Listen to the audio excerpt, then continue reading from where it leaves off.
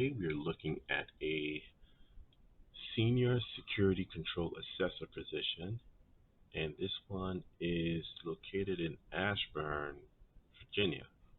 Pay is up to 145,700 a year. Okay, I'm going to take a look at the job description.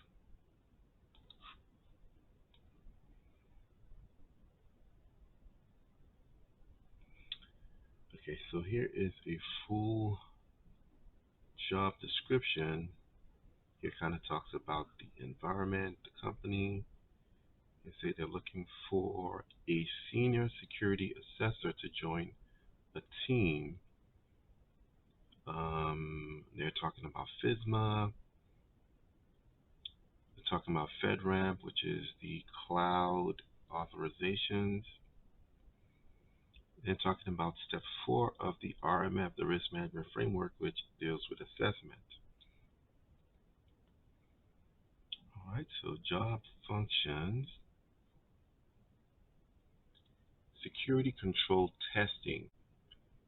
So for control testing, this is where you log on to a system and test things like failed login attempts. See how many times you're able to log into a system unsuccessfully or attempt to log into a system and see if the system locks you out. So that will be one of the security controls, AC7. Then you could also do control testing by trying to access a system that you're not supposed to be authorized to access. And if you're able to, then it means the control failed. So those would be examples of control testing. Participate, lead the team in the assessment of low, moderate, and high impact information systems or cloud service offerings. So this is pretty much telling you that you are going to lead an assessment as a senior security control assessor. And to lead assessments will involve you delegating tasks, involve you creating schedules, having meetings, status meetings to find out where people are on their tasks, see how many controls they've done so far, if they're keeping up with schedule, if they have any risks, any blockers. Um, Complete comprehensive test plan for identified security controls.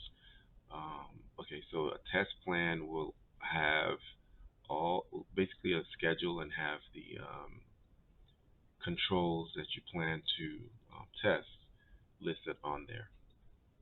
Produce complete, accurate, and timely findings. So here they're talking about documenting any controls that failed. So this will be done in your SAR. Also, if you are provided the security scanning tool credentials, you could log into the system, you could scan um, for any vulnerabilities and then get the reports and report the findings. Security program support, participate, lead team in support of agency cybersecurity tasks. So this one looks like you're going to be reviewing, updating, creating security policies and procedure documents. So best place to get resources for this would be the FedRAMP website. So fedramp.org, or sorry, fedramp.gov. So if you do FedRAMP/templates, it should redirect you to the FedRAMP website that has all the templates, including the documents, um, the policy documents, and things of that nature. Review and analyze needed updates to existing set of security documents. Again, same thing. Um, These would be your privacy impact assessment, the PIAs. So this will be a document that is used to uh, kind of detail any type of PII collection, any type of privacy situations will be recorded in that PIA.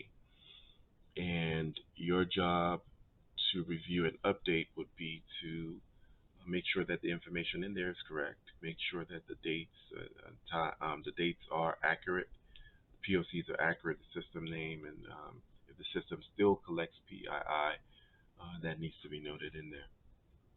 The system security plan is the Bible of a system as it pertains to security. And everything in this document needs to be reviewed and updated. The implementation descriptions, the dates, the system description, the POCs, the security controls. If some controls need to be tailored out, that needs to be reviewed on a daily basis because this is a living document. The risk assessment document, this will have all the security threats, the impact levels listed in there as it pertains to that system. Memorandum of Understanding would be a document that serves as an agreement between two parties that have a mutual um, system. So if we have two internal systems connecting to each other, then they need to sign a memorandum, or here they have memoranda. Usually it's a memorandum of understanding, and sometimes it's called MOU or sometimes MOA, memorandum of agreement. Um, this would be, hey, we're connecting these two systems together. These are the things that we must abide by while our systems are connected to each other. Then you've got the Interconnection Security Agreement, also known as the ISA. This would be for external systems connecting to each other. So one within your agency and one outside of your agency, or uh, it could be systems that are within your agency, but if the authorizing official is different, if you have two different authorizing officials for two different systems that are connecting to each other, then you would need to sign, both parties would need to sign the Interconnection Security Agreement. And this will be almost the same thing as an MOU, but it will have more of the security processes in there and things that you need to do security wise. It has the ports, the connection type, and things of that nature. Contingency plan would be, uh, in the event of an emergency, in the event of something that happens, um, what contingencies you have in place. So this will be another document you would need to review and update. Most of the time, the POCs for this change, so you have to make sure that the contingency plan, a contingency team, is the information of the contingency team is up to date, and as well as their phone numbers. Draft updates to security documents by combining information obtained from team members, clients, and the project manager. So this would be the same thing as updating documentation, but this would be more of you creating a first draft of the document, and then routing it to the different stakeholders, and then get their feedback, update the document with the feedback, and then um, send it out again. And once it's good to go, you make a final document. Maintain currency on latest security vulnerabilities and options for mitigation. So again, with the scans, you could get the scan reports and see what vulnerabilities exist on the system, and then document that. And then when the next scan cycle um, comes about, scan again and see if those same findings exist in the report. And sometimes you could do an ad hoc scan, which is an out of cycle scan, to see if those things still remain. And typically, you would have on these scans, you would have low, um, medium, not moderate, high, critical, and then you have some that are informational. So you would follow the process for that organization or agency on how to document and disseminate um, vulnerabilities. Develop risk mitigation and recommendations for identified security assessment findings. So this would be best addressed in a poem, a plan of action, a milestone, where you document all the findings that came out of the assessment, along with who's going to be responsible for fixing the issue, who's going to be, what the cost would be, what time frame it will take to fix those issues. So that would be this line here. Review system categorization and associated controls. Reviewing system. Okay, so this is system categorization, and this involves you using FIPS 199 um, and NIST 800-60 to find out what the high watermark is for that system. So it could be um, either a low system, a moderate system, or a high system. So you would find out what the information types are, find out what the impacts are to confidentiality, integrity, and availability, and document what the high watermark would be for that system. Establish and maintain professional relationships with clients, customers, and yeah, so this goes without saying. Always be professional. Escalate issues when necessary. Sometimes you get pushback from clients where you ask them to do something and they don't want to do it. So you have to escalate that to their superiors and your superior to just keep them informed on what's going on, so that that bottleneck could be resolved quickly before any timelines uh, uh, get impacted. Complete assignments in a timely manner. Document standard operating procedures. Yeah, so this is documenting the what you do, any processes, so your SOPs, um, reoccurring tasks by clients, and share information slash strategy with team members. So we know that most security breaches occur when people make mistakes. And part of the reason why people make mistakes is because they don't know what to do, or the steps to perform the various tasks are not well documented. So that's why in security they stress the use of SOPs. It's not sufficient alone for you to have a standard operating procedure document, but you need to update it because steps and procedures change all the time. Maintain currency in the federal cybersecurity policy. Example, Office. Okay, so OMB, Memorandum, NIST.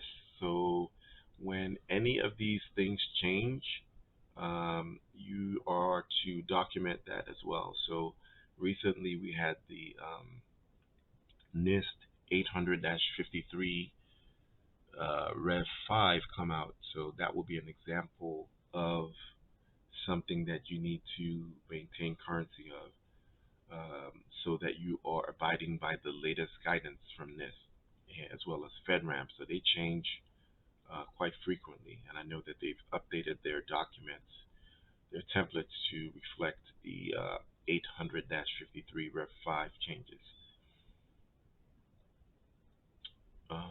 Act as Deputy Cyber Program Manager in the absence of the Cybersecurity Program. So this is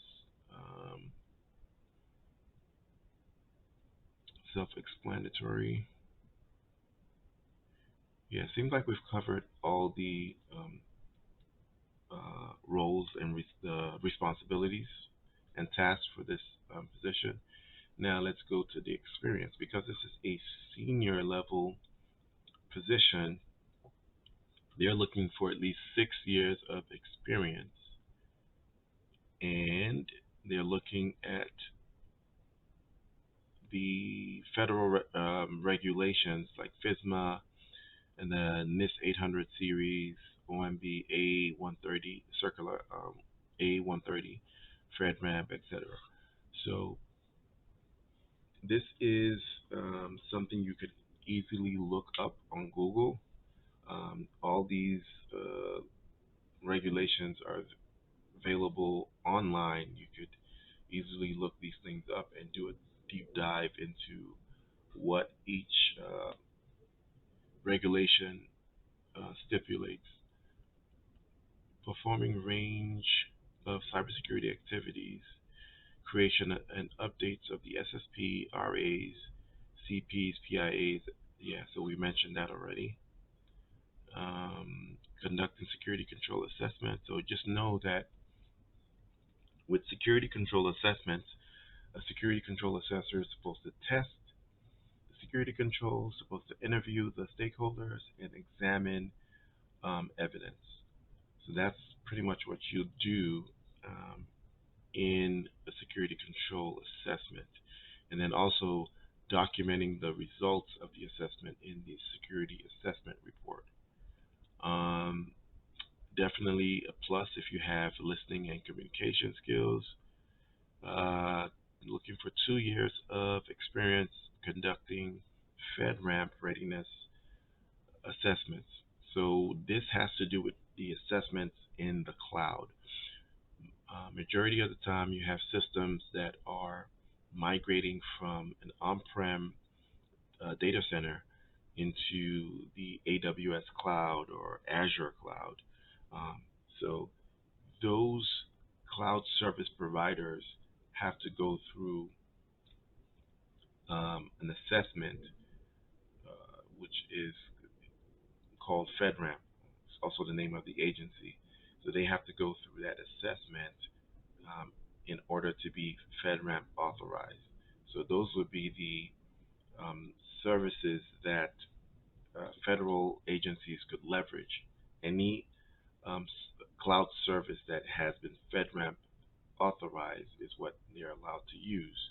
And so this is what they're asking for, experience with FedRAMP. You could also go to the FedRAMP website to get more information on how to conduct FedRAMP assessments. And then they also involve third-party assessment organizations, 3PAOs, that help with this assessment. Right, looks like they're saying the same thing here. Effective verbal, written, listening, communication skills, same thing.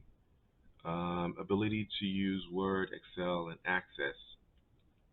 Honestly, I haven't really seen too many companies or agencies that use Access, but definitely Excel, Word, PowerPoint will be the heavy tools of choice in this environment. So knowing how to use Word, knowing how to spell check, knowing how to align things, knowing how to use um, track changes, knowing how to filter things in Excel. Um, those would be skills that will be beneficial in this role.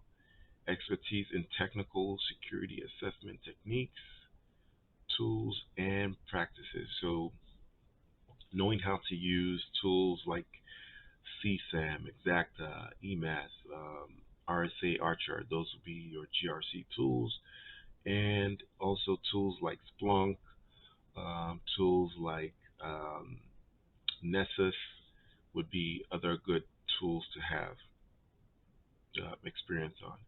2 years or more in, I'm sorry, 2 years or more of experience in hands-on scanning. Okay, so yeah, I mentioned that already. Nessus. Web Inspect would be more for web application scanning. App Detective or like databases. Skills and abilities. Yeah, so most of the time this is just repeating the same things that we mentioned above. And let's look at education and certification.